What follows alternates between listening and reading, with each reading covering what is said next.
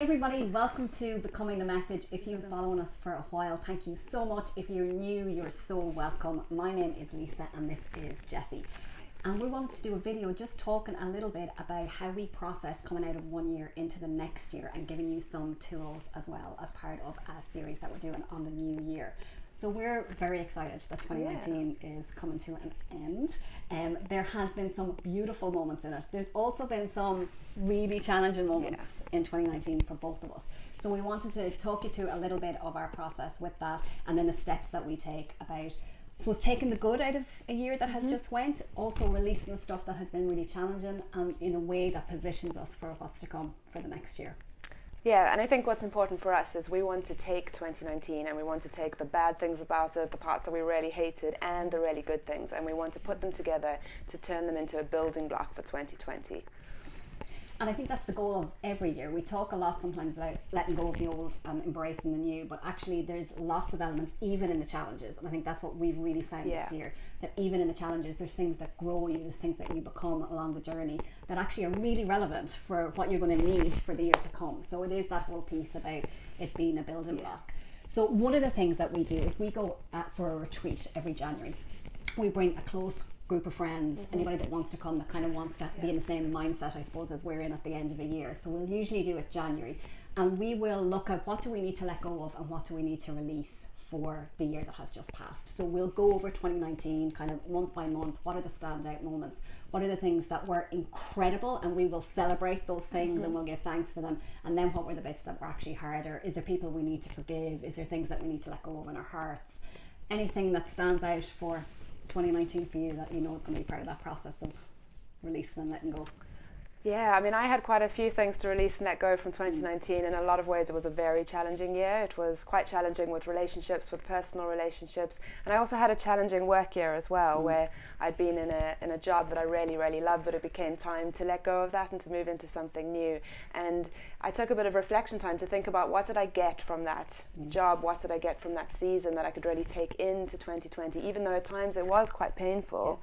But often, instead of just throwing it away, it's really good to think, how did I learn to overcome? And I think what I really learned from that was how to value myself and how to embrace a new season really well by letting go of the old. And I finished my Masters in 2019. Congratulations. I deserve some kind of you do. You definitely do. And that was a lot. And I think that has become, it's funny, that has moved from something that was probably challenging that I needed to release and let go to something that I'm actually now celebrating. And that feels like an achievement, but it was really a challenge getting through that part. And as well with relationship stuff, and just one of those years that kind of felt like it chugged along a little bit, and then you were like, okay, this is going to be a good month, and then there was maybe a couple of hurdles. Something else. That month. Yeah. And you're like, okay, we're going to start again. But one of the things that we've both taken, I think, from this year is around hope levels. And actually, where's our level of hope going into 2020? Because I think when you've been through, both of us have had challenges in friendships and relationships in those areas, and you kind of hope can get damaged when a certain area keeps getting hit again and again. And it might be family for you, it might be career, work, education, it could be anything that just, it's the same area that keeps getting hurt, and your hope levels just get so dashed. You're like, just put that part of my life on hold and I'm doing okay in the other parts. And you lower expectations. You really lower expectations. You start to. And one of the things we really challenge each other with, and I think friendships are really important for, is, hey, actually that part of your life is really important and you need to come back to a place of hope with that. And we really try to do that at the end of a year, of where are hope levels at in different areas of our lives and what areas need actually hope to come in. And we both believe in God. We pray a lot into areas like that of actually I need hope to be restored in that area. What does that look like? How do I build hope again? And that's been a huge piece for us at the end of the years. It has, and that's kind of, I think, how we would measure success in many ways moving through a hard season is when we came out of it, no matter how hard it was, no matter what we had to work through, no matter how difficult it was, where is our hope for that area of our life? And if we can go into the next year knowing I'm still really hopeful that there's a brilliant answer for me in this area, or there's something great that's going to happen in this area, that looks like success. And then we tend to do one of our whiteboarding sessions. We do. We love a whiteboarding session. It's a little bit infamous for us. Like, Jessie, I need to whiteboard. And basically what our whiteboarding sessions are is we talk about what are the things that are really important to us. At this time of year, it's usually for the next year. So we'll kind of map out the next 12 months. But it's usually with a sight to kind of what we're moving towards longer term as well.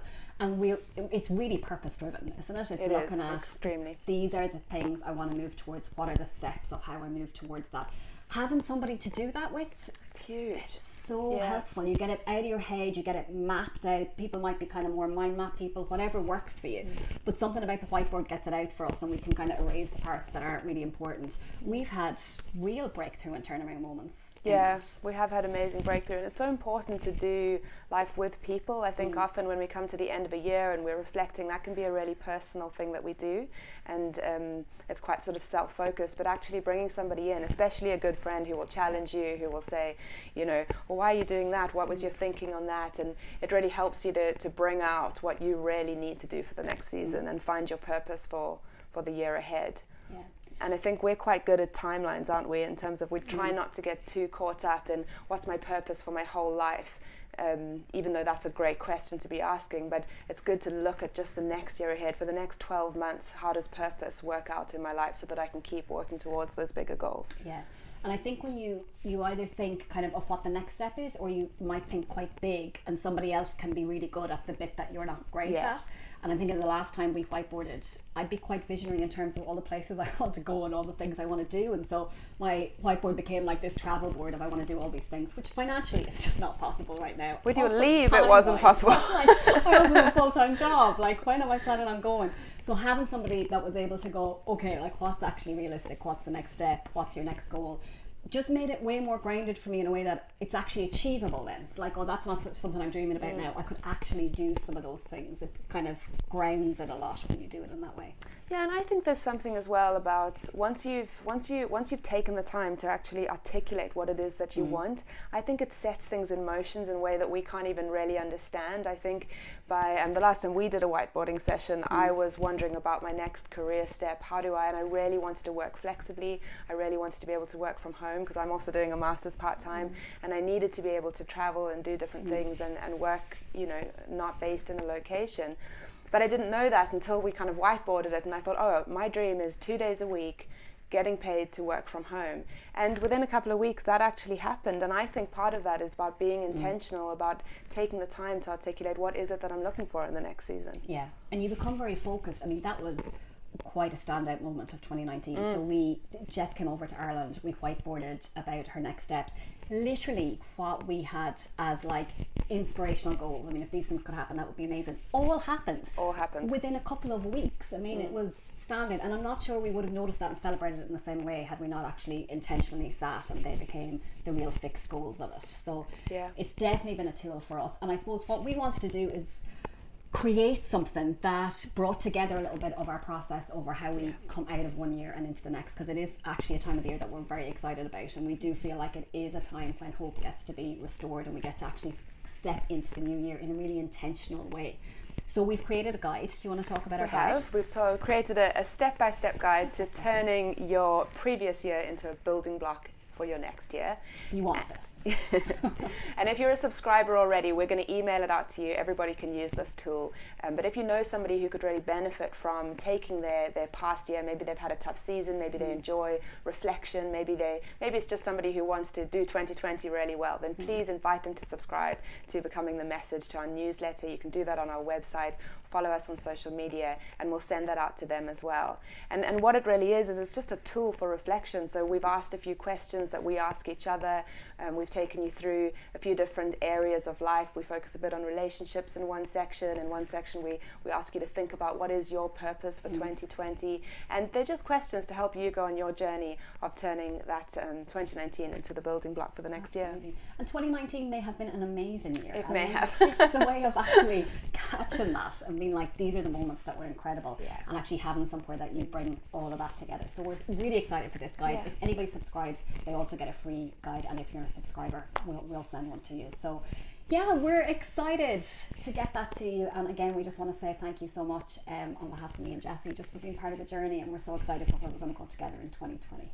Yeah, and we would love to hear from you. So if you enjoyed the guide and if you have something interesting to share with us, please join the conversation. We would love that. Happy New Year! Happy New Year!